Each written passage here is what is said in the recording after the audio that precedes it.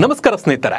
Challenging star Darshan ಖಡಕ್ ಮಾತು, ಖಡಕ್ ಡೈಲಾಗ್, ಯಾರನ್ನೂ ಕೇರ್ ಮಾಡೋ ಮನುಷ್ಯನೇ ಅಲ್ಲ. ತಾನು ನಡೆದಿದ್ದೇ ದಾರಿ ಅಂತ ನಡೀತಿದ್ದ ನಟ. ತೂಗುದೀಪ್ ಶ್ರೀನಿವಾಸ್ ಅವರಂಥ ಮೇರು ನಟನ ಮಗನಾದರೂ ಸಾಕಷ್ಟು ಕಷ್ಟಪಟ್ಟು ಚಿತ್ರರಂಗದಲ್ಲಿ ಮೇಲೆ ಬಂದವರು ದರ್ಶನ್. ಚಿತ್ರರಂಗದಲ್ಲಿ ಲೈಟ್ ಬಾಯ್ ಆಗಿ ಸೇರಿಕೊಂಡು ದೊಡ್ಡ ಸ್ಟಾರ್ ನಟನಾಗಿ ಬೆಳೆದು ಸ್ಯಾಂಡಲ್ವುಡ್ನಲ್ಲಿ ಸಾಕಷ್ಟು ಅಪಾರ ಅಭಿಮಾನಿಗಳನ್ನು ಹೊಂದಿರುವ ನಟ. 2024 ಅರ್ಧ ವರ್ಷ ಇವ್ರ ಜೀವನ ತುಂಬ ಚೆನ್ನಾಗಿತ್ತು.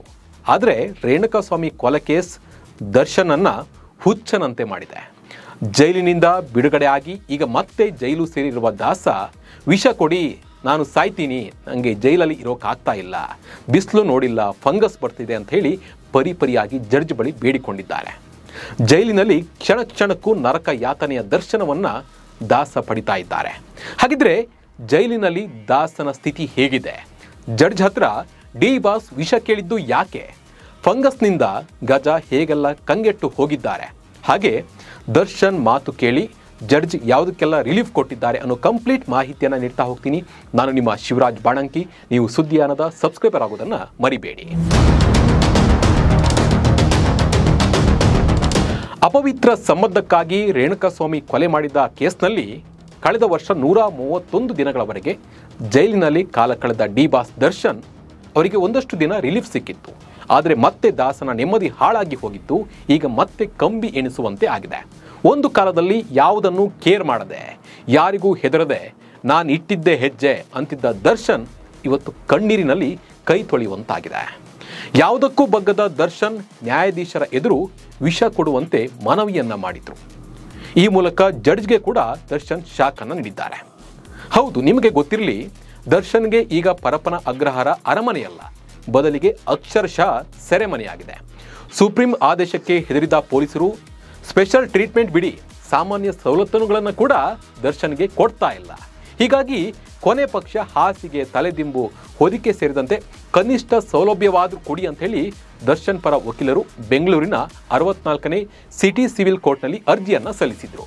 ವಿಚಾರಣಾ ದಿನ ಕೈದಿಗೆ ಕೊಡಬಹುದಾದ ಕನಿಷ್ಠ ಸೌಲಭ್ಯಗಳನ್ನು ನೀಡುವಂತೆ ನಾವು ಕೇಳ್ತಾ ಇದ್ದೇವೆ. ಕಾನೂನು ಪ್ರಕಾರ ಏನು ಕೊಡಬೇಕು ಅದನ್ನು ಕೊಡಲಿ ಎಂದು ದರ್ಶನ್ ಪರ ವಕೀಲರು ವಾದವನ್ನು ಮಾಡಿದ್ರು. ಪ್ರಿಸನ್ಸ್ ಕಾಯ್ದೆಯ 63ರ ಪ್ರಕಾರ ಸ್ವಂತ ವಸ್ತುಗಳನ್ನು ಹೊಂದುವ ಅವಕಾಶ ಇದೆ ಎಂದು ಕೇಳಿಕೊಂಡಿದ್ರು. ವಿಷ ಕೊಡಿ, ನಾನು ಸತ್ತು ಹೋಗ್ತೇನೆಂದ ದರ್ಶನ್. ಹೀಗೆ ದರ್ಶನ್ ಪರ ವಕೀಲರು ವಾದ ಮಾಡಿದ ನಂತರ ಹೆಚ್ಚುವರಿ ಹಾಸಿಗೆ ಹಾಗೂ ದಿಂಬು ವಿಚಾರಕ್ಕೆ ವಿಚಾರಣೆಯನ್ನು ನಡೆಸಲಾಯಿತು. ಈ ವಿಚಾರಣೆಯ ಸಂದರ್ಭದಲ್ಲಿ ಪರಪ್ಪನ ಅಗ್ರಹಾರದಿಂದ ವಿಡಿಯೋ ಕಾನ್ಫರೆನ್ಸ್ ಮೂಲಕ ಹಾಜರಾದ ದರ್ಶನ್ ನನಗೆ ದಯಮಾಡಿ ವಿಷ ನೀಡಿ ಎಂದು ಜಡ್ಜ್ ಬಳಿ ಮನವಿಯನ್ನ ಮಾಡಿಕೊಂಡಿದ್ದಾರೆ. ದರ್ಶನ್ ಅವರ ಈ ಮಾತು ಕೇಳಿ ನ್ಯಾಯಾಧೀಶರೇ ಶಾಕ್ ಆಗಿ ಹಾಗೆಲ್ಲ ಹೇಳಬಾರದು ಅಂತ ಹೇಳಿದ್ದಾರೆ. ನ್ಯಾಯಾಧೀಶರು ಹಾಗೆಲ್ಲ ಮಾಡಲು ಸಾಧ್ಯ ಇಲ್ಲ ಅಂತ ಹೇಳಿದ ನಂತರವೂ ಸುಮ್ಮನಾಗದ ದರ್ಶನ್, ನಾನು ಬಿಸಿಲು ನೋಡಿ 30 ದಿನಗಳಾಗಿವೆ, ಬಟ್ಟೆಗಳು ವಾಸನೆ ಬರ್ತಾ ಇವೆ, ಫಂಗಸ್ನಿಂದ ಇಲ್ಲಿ ಬದುಕಲು ಆಗ್ತಾ ಇಲ್ಲ, ಬೇರೆ ಯಾರಿಗೂ ಬೇಡ, ನನಗೆ ಮಾತ್ರ ವಿಷ ನೀಡಲಿ, ಕೋರ್ಟ್ನಿಂದಲೇ ಈ ಆದೇಶ ನೀಡಬೇಕು ಎಂದು ಮನವಿಯನ್ನ ಮಾಡಿದ್ದಾರೆ. ದರ್ಶನ್ ಅವರ ಈ ಮಾತುಗಳಿಗೆ ಹಾಗೆಲ್ಲ ಆದೇಶ ನೀಡಲು ಸಾಧ್ಯವಿಲ್ಲ ಅಂತ ಜಡ್ಜ್ ಹೇಳಿದ್ರು. ದರ್ಶನ್ ಮಾತಿಗೆ ಕರಗಿದ ಜಡ್ಜ್ ಬೆಳಗ್ಗೆ ದರ್ಶನ್ ಮಾತು ಕೇಳಿದ ಕೋರ್ಟ್ ಮಧ್ಯಾಹ್ನ ಆದೇಶವನ್ನು ಹೊರಡಿಸಿದೆ. ಈ ಆದೇಶದಲ್ಲಿ ದರ್ಶನ್ಗೆ ಸ್ವಲ್ಪ ರಿಲೀಫ್ ಸಿಕ್ಕಂತೆ ಕಾಣ್ತಾ ಇದೆ. ಮೊದಲ ರಿಲೀಫ್ ಅಂದ್ರೆ ದರ್ಶನ್ ಬಳ್ಳಾರಿಗೆ ಶಿಫ್ಟ್ ಆಗೋದ್ರಿಂದ ತಪ್ಪಿಸಿಕೊಂಡಿದ್ದಾರೆ. ದರ್ಶನ್ ಪರಪ್ಪನ ಅಗ್ರಹಾರದಲ್ಲಿ ಇರಲಿ ಅಂತ ಕೋರ್ಟ್ ಹೇಳಿದೆ. ಹಾಗೆ 5 ಜೊತೆ ಬಟ್ಟೆ, ವಾಕಿಂಗ್ ಮಾಡೋಕೆ ಜೈಲಲ್ಲಿ ಅವಕಾಶವನ್ನು ನೀಡಲಾಗಿದೆ. ಕನಿಷ್ಠ ಸೌಲಭ್ಯನ ನೀಡಲು ಜೈಲಿನ ಅಧಿಕಾರಿಗಳಿಗೆ ಸೂಚನೆಯನ್ನ ನೀಡಲಾಗಿದೆ. ಹಾಸಿಗೆ ದಿಂಬು ನೀಡುವ ವಿಚಾರದಲ್ಲೂ ಜೈಲು ಕೈಪಿಡಿ ಅನುಸರಿಸಲು ಸೂಚನೆಯನ್ನ ಕೋರ್ಟ್ ನೀಡಿದೆ. ದೊಡ್ಡ ಮಟ್ಟದಲ್ಲಿ ಅಲ್ದಿದ್ರೂ ಸ್ವಲ್ಪ ಮಟ್ಟಿಗೆ ದರ್ಶನ್ಗೆ ರಿಲೀಫ್ ಸಿಕ್ಕಿದೆ ಅಂತಾನೆ ಹೇಳ್ಬೋದು. ಒಬ್ಬ ಸ್ಟಾರ್ ನಟ ವಿಷ ಕೊಡಿ ಎಂದು ಹೇಳಿರುವ ಹೇಳಿಕೆ ಈಗೊಂದು ಸಾಕಷ್ಟು ಚರ್ಚೆಯನ್ನ ಹುಟ್ಟುಹಾಕಿದೆ. ನಟ ದರ್ಶನ್ ಅವರಿಗೆ ಸೂಕ್ತ ಮನೋರೋಗ ಚಿಕಿತ್ಸೆ ಅಗತ್ಯವಿದೆ ಎಂದು ಸೋಷಿಯಲ್ ಮೀಡಿಯಾದಲ್ಲಿ ಒಂದು ಟಾಕ್ ಶುರುವಾಗಿದೆ. ವಿಷ ಕೊಡಿ ಎಂದು ಹೇಳುವವರು ಆತ್ಮಹತ್ಯೆಗೆ ಯತ್ನಿಸಬಹುದು. ನಟ ದರ್ಶನ್ ಅವರ ಹೇಳಿಕೆ ಗಮನಿಸಿದಾಗ ಜೈಲಿನಲ್ಲಿ ಅವರಿಗೆ ಕಿರುಕುಳ ಆಗ್ತಿರಬಹುದು. ಜೈಲಿನ ಮನೋರೋಗ ತಜ್ಞರಿಂದ ಚಿಕಿತ್ಸೆಯ ಅಗತ್ಯವಿದೆ.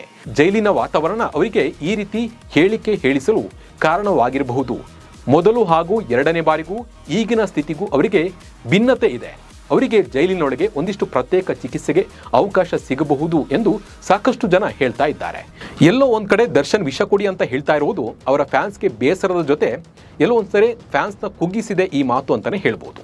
ಈ ಬಗ್ಗೆ ನಿಮ್ಮ ಅನಿಸಿಕೆ ಮತ್ತು ಅಭಿಪ್ರಾಯವನ್ನು ಕಮೆಂಟ್ ಮೂಲಕ ತಿಳಿಸಿ. ನಮಸ್ಕಾರ.